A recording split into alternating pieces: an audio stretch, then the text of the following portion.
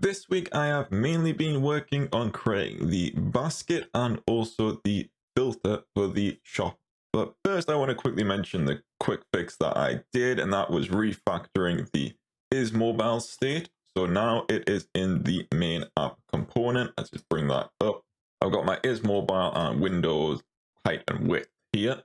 It was in two different components, but I've just brought it up into the main component. I pass it down as a prop to the components which it needs, because I'm probably going to use it in a few more components, if I'm honest. This just saves duplicating some code, and it kind of makes things a little bit nicer. But first, let's go over the filter for the shop. I'll also mention that I have created a few more products in the JSON file. The images right now are coming from Amazon, and I've just added a few motherboards and CPUs to test the filter out. So right now you can see that I have got a little hover state going on for the filter. And if I click on one, the filter works. I get an active state showing the underline and also the little X to remove the current filter. So it works pretty well. If I go over to the code just to show that off. So I've created this state as well called filter current and added in this p filter into my fetch data. I check if p filter is not null, and if it's greater than 0, then I just filter the data down before setting it.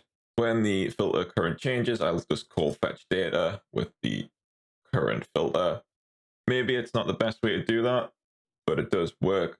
And the filter itself just comes from the inner text right now. This shows the active state. Again, I'm using conditional classes. I don't know if there's a better way of doing this because it's quite a lot of duplication.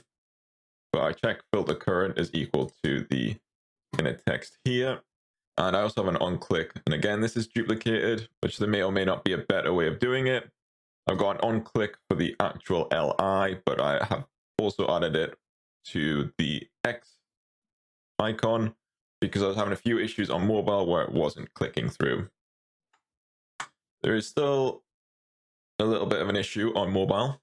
If I go to mobile here, see it's active, I'll click it off. It would be really nice if the menu was hidden again after clicking it, but I think that shouldn't be too difficult to implement. Next up is the basket. So if I add a few items here, see I get this count going up, I'll add a CPU, another CPU.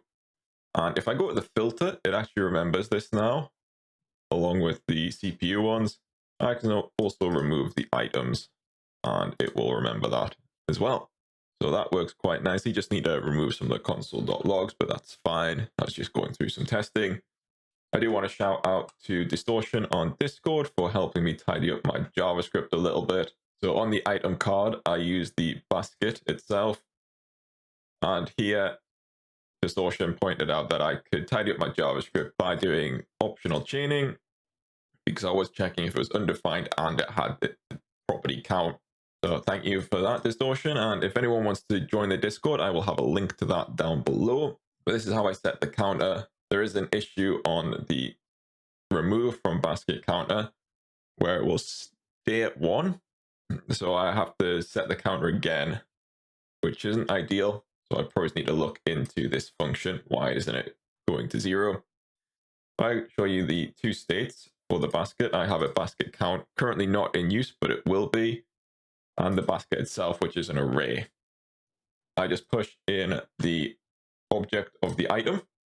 When I add it to the basket, first I check whether or not the item is already in the basket. If it is, then I just increment the count. Otherwise, I create the property count and push it in the basket. The remove from basket is very similar. I check whether or not the item exists in the basket and reduce the count. I then filter the item, so if it has a count greater than 0, keep it, otherwise it's getting deleted.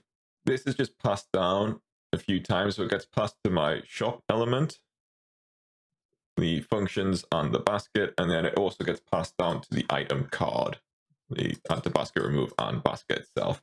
But I'm quite happy with how it is all coming together now. So my aims for next week, hopefully I can get this all done because I am away.